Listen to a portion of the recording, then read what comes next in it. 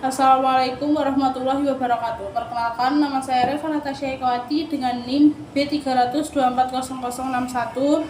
Di sini saya akan memaparkan materi tentang teori investasi. Penjelasannya yaitu investasi adalah pengeluaran yang bertujuan meningkatkan standar hidup di masa depan. Ada 3 jenis investasi, yaitu business fixed investment, yaitu pembelian alat mesin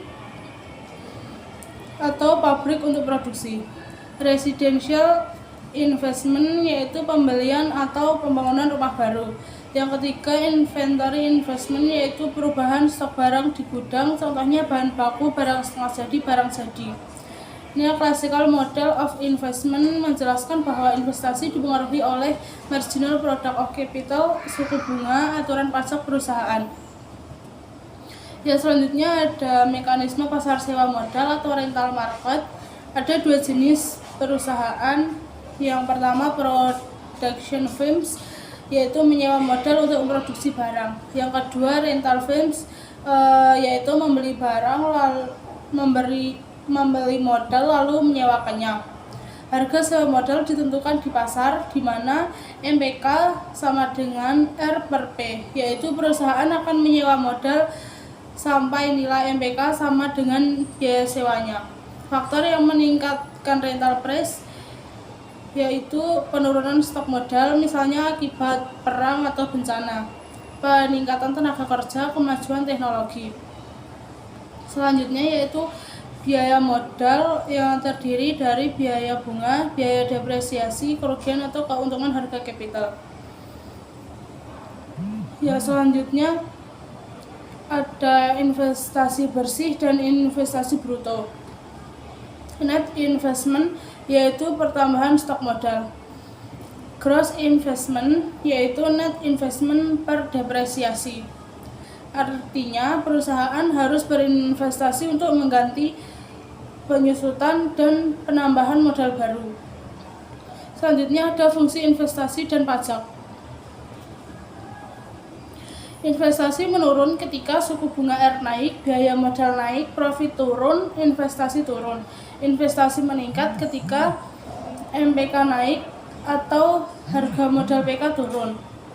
2 kebijakan pajak penting. Yang pertama, corporate income tax, yaitu pajak atas keuntungan, bisa menurunkan investasi. Yang kedua, investment tax credit, yaitu insentif pajak yang membuat perusahaan lebih tertarik berinvestasi. Yang selanjutnya ada Tobins. Tobins atau market value of installed capital. Maknanya Q lebih besar daripada 1, yaitu nilai pasar perusahaan tinggi, perusahaan akan membeli lebih banyak modal. Q lebih kecil daripada 1, perusahaan tidak menambah modal karena tidak menguntungkan. Tobins ini menjelaskan bahwa keputusan berinvestasi juga dipengaruhi oleh nilai pasar perusahaan. Selanjutnya yaitu hubungan pasar saham dengan GDP.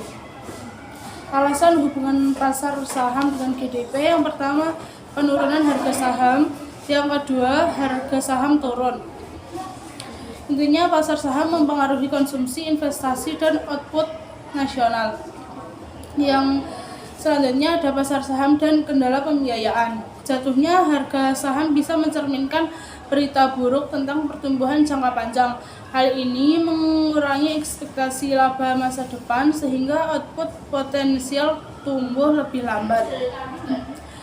Kesimpulannya yaitu investasi dipengaruhi oleh kondisi modal, suku bunga, harga modal, nilai pasar perusahaan, dan berbagai kebijakan pemerintah. Pasar saham berperan penting karena mempengaruhi konsumsi, ekspektasi, dan kemampuan perusahaan untuk membiayai investasi. Demikian pemaparan dari saya. Semoga penjelasan ini membantu kita memahami bagaimana investasi, pasar modal, dan perekonomian saling terhubung. Terima kasih atas perhatiannya. Wassalamualaikum warahmatullahi wabarakatuh.